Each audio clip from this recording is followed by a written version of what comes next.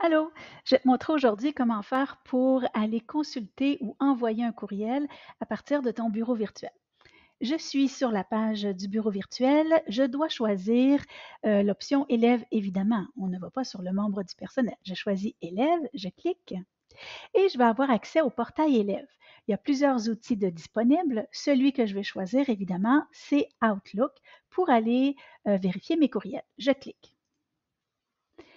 Je suis dans mes courriels. Je peux voir ici que c'est ma boîte de réception qui est activée par défaut. Je vois que j'ai un nouveau courriel.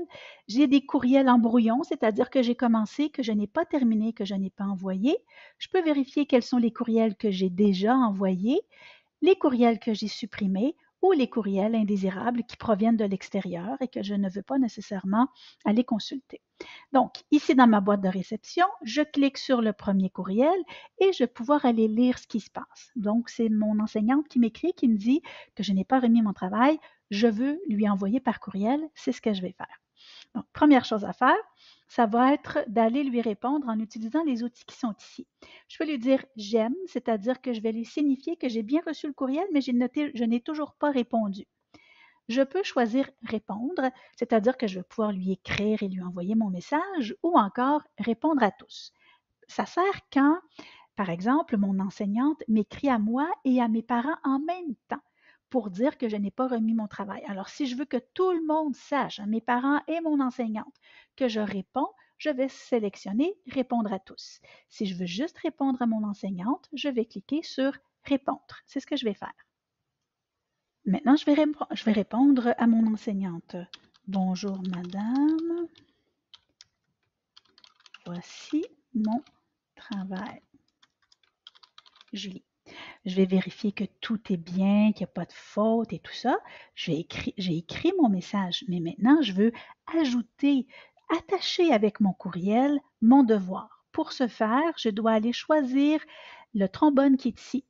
Je vais cliquer et je vais aller choisir parcourir cet ordinateur.